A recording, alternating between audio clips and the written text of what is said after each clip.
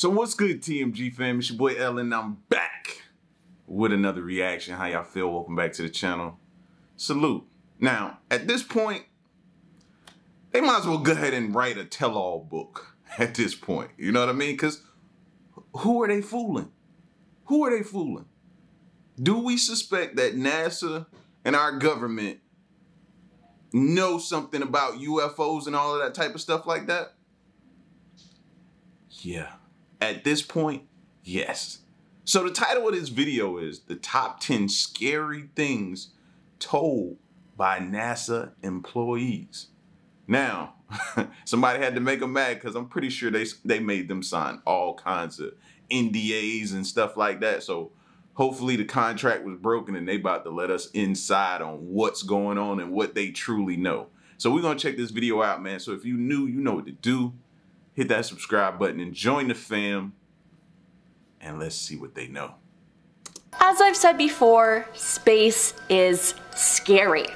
Hello everyone and welcome back to our channel. I'm your host Emily and today we are counting down our list of the top 10 scary things told by NASA employees. Number 10. Extended space travel can change your DNA. Astronaut Scott Kelly, who spent a year at the International Space Station in 2016, returned to find out that he was 2 inches taller than his departing height. The new physical differences between Whoa. Nobody said anything about your height changing.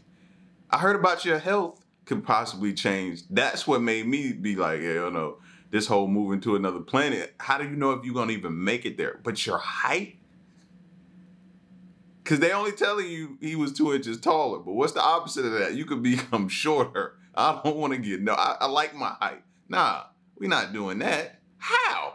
He was 2 inches taller than his departing height. The new physical differences between Kelly and his identical brother, Mike, also an astronaut, were startling. Scientists compared the DNA of the two and found that besides growing 2 inches, Kelly's gut bacteria was completely different and his gene expression had changed. Scientists concluded that the changes were caused by the stresses of space travel, which can cause changes in a cell's biological pathways. Now, although Kelly eventually returned to his original height, his other genetic changes were seemingly irreversible, meaning Kelly and his brother are no longer identical twins, which is insane. Number 9. Time on Earth moves faster than time in space. Yes, this isn't just something that was made up for the film Interstellar, it's a real thing. Time moves differently in space. Due to time dilation, a perceptive theory of relativity referencing a difference in the elapsed time measured by 2 observers, astronauts stationed in outer space lose approximately 1 second per week. The spin of Earth, its orbit around the Sun, and the solar system's motion around the Milky Way all combine to decrease the time we experience on Earth. Though minuscule, the second per week dilation results in nearly a minute lost annually and more than 8.5 minutes lost each decade. Number 8. An astronaut was covered in toxic ammonia during when you think about that, that's not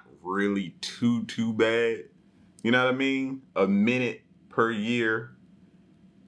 Yeah, that's not bad. That's not bad at all. You know what I mean? I was thinking it was going to be a significant change or difference. You know what I mean? You go up to space and you losing hours and days, but nah, that's not too bad. And nearly a minute lost annually and more than 8.5 minutes lost each decade. Number 8. An astronaut was covered in toxic ammonia during a spacewalk. Bob Kirby was no stranger to spacewalking when he was installing upgrades to the International Space Station. But while out there, a cooling line broke and spewed toxic ammonia all over his suit. Now, for those of you who don't know, a spacecraft is a closed system, meaning that the only air that you have to work with is the air you brought up with you. Now, first Bob had to stop the leak, then he had to figure out how he was going to get back in the space shuttle without bringing the volatile ammonia contaminating his spacesuit. But some good old-fashioned science helped with that one. Ammonia has a low boiling point, so he just needed to vaporize it off his suit. To do this, he simply baked himself in sunlight for an extra 30 minutes, arguably one of the most surreal and terrifying sunbathing methods a human human can experience. Later, a fellow astronaut brushed off the suit and equipment. To be extra cautious, they partially vented the shuttle airlock, and next, to be even more careful, the shuttle crew all wore oxygen masks inside until they were positive nothing had made its way in. Nothing did make its way in, thankfully, but that sounds like a terrifying experience. Number 7. That is exactly why, in order to be able to go on those type of missions, you got to be able to not panic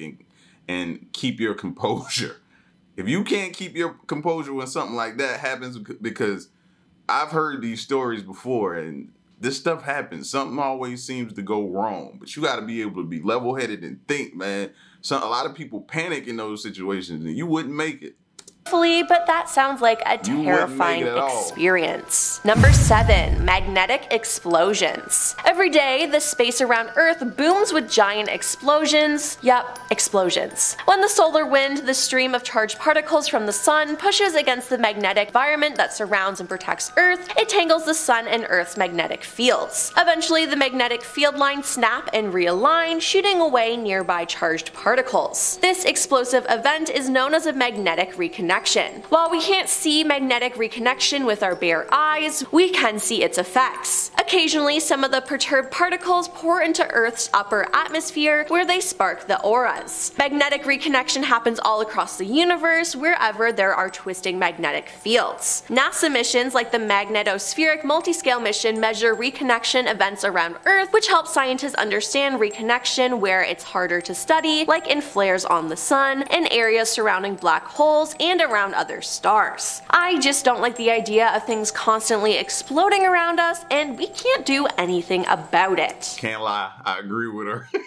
I don't like that either, fam. Of things constantly exploding around us and we can't do anything about it. Number 6. A jammed solar panel threatened the safety of the entire ISS. Astronaut Scott Parzynski had to install a new module on the ISS that would serve as a node for the addition of future research laboratories. Part of the mission required changing the location of an array of solar panels. Things are going along really well until the crew inside commanded these larger solar panels to extend, he said. They got jammed up and the panels began to tear. It was unsafe to continue to extend this panel any further. You couldn't retract it either, Scott said. There was concern that if we even tried to undock the space shuttle, it might rip apart and hit the shuttle. After 72 hours of grueling work on the ground, NASA came up with a plan. Scott would have to travel further away from the safety of an airlock than had ever been previously attempted. It wasn't only the distance that was nerve-wracking. As Scott explained, there was a real danger that we could do even worse damage to the space station. Then there was a partial risk to myself, because if there was any metal-to-metal connection with the solar panel or arcing, it could actually electrocute me or cause ignition of the 100% oxygen in my spacesuit. All the tools I was working with had to be specially insulated. The metal parts of my spacesuit had to be wrapped in special tape, he said. Thankfully, everything worked out and the mission was a success, and Scott has— That be some— man, they got nerves of steel. Nerves of steel to be able to be like, alright, and like I said previously, bro, you gotta be able to be focused. You know what I'm saying? That's why I want to see like their training things that they put them through. The different training sessions and scenarios they put them through. I bet they're extensive. Because ain't no way you gotta be able to prove to them that you can troubleshoot out there in that environment. So I can imagine like it's a rigorous type of training they go through. Special tape, he said. Thankfully, everything worked out and the mission was a success, and Scott has said, I still to this day think it's one of NASA's greatest accomplishments. Number 5. Astronauts must drink recycled sweat and urine. This isn't as scary as it's just gross. Water is a limited resource in space, and because of this, astronauts must resort to recycling their own waste. It only takes about 8 days for the systems on the space station to process water. NASA astronaut Scott Kelly consumed approximately 730 liters of recycled urine. And I thought Bear Grylls was the only person that I saw do that. They left this part out. This is the first time I'm ever hearing that they had it. Look at his face. Look at his face. That don't seem like it's thirst quenching. That seems like he's forcing that down. And just me thinking about it feels like I'm bringing something back up right now. Why? It only takes about 8 days for the systems on the space station to process water. NASA astronaut Scott Kelly consumed approximately 730 liters of recycled urine and sweat during his year-long mission. It tastes like bottled water, says Lane Carter, the water subsystem manager for the ISS at NASA's Marshall Space Flight Center. I don't really trust him though. Right. It ain't even the fact of what it... You just got to get through the mental aspect of it. Like, knowing where it came from, who cares of how filtered it is? It's just knowing where it came from. So I would have just had to get through that. You know what I mean? ISS at NASA's Marshall Space Flight Center. I don't really trust him though.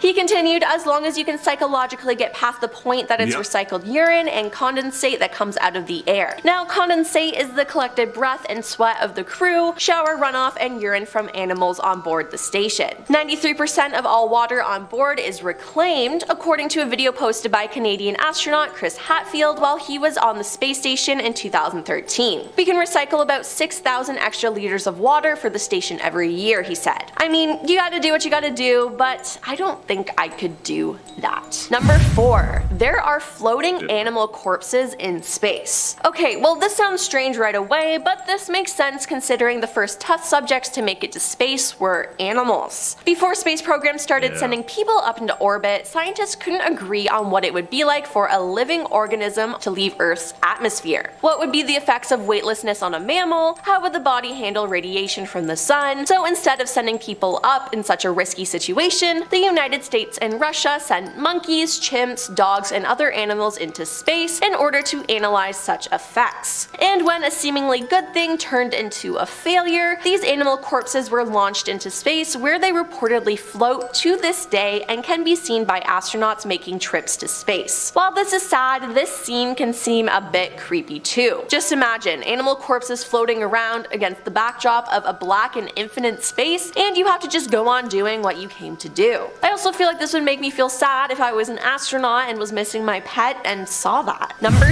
3. Yeah, that would be messed up. You riding up there and you trying to keep your head on in a good space, stay positive, think good thoughts, all this type of stuff like that. And then all of a sudden you see a dog. And you have a dog at home and you're missing your dog? Oh, bruh.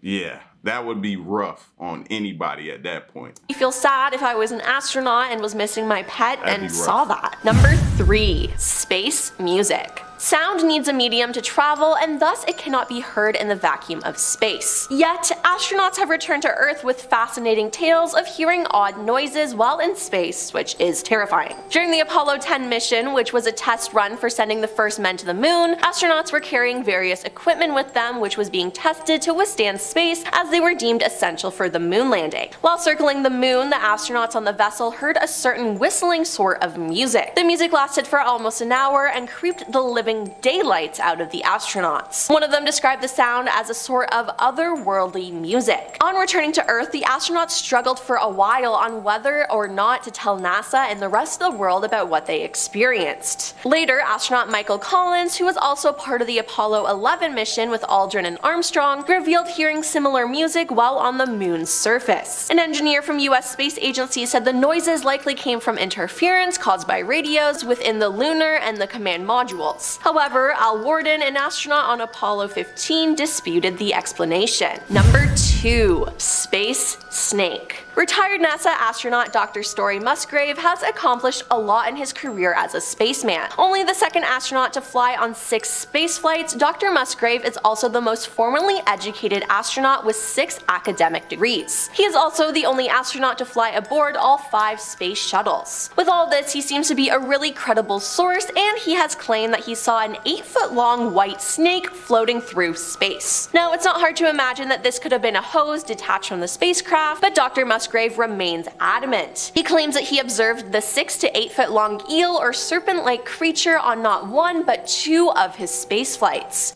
Another reason for me not to trust snakes. I already don't trust them on land now, and now I can hear they can survive in space, yeah, I really don't trust snakes now. You know what I mean? I just never could. I see people out with them as pets and everything, and it's just, nah, no. I definitely can't trust them now. Long eel or serpent-like creature on not one but two of his space flights. During multiple interviews, Dr. Musgrave has insisted that alien life is out there and that he has observed it, which is just scary. And coming in at number 1, they're on the moon watching us. When astronaut Neil Armstrong took a walk on the moon and became the first man to do so in 1969, many conspiracy theories came to light. For one, people claimed he didn't actually go to the moon and that the footage was recorded in a studio. Of the many conspiracy theories surrounding this moment, there's one that remains a mystery to date. During the Apollo 11 mission, after Neil landed on the moon, NASA claims to have lost transmission for roughly 2 minutes.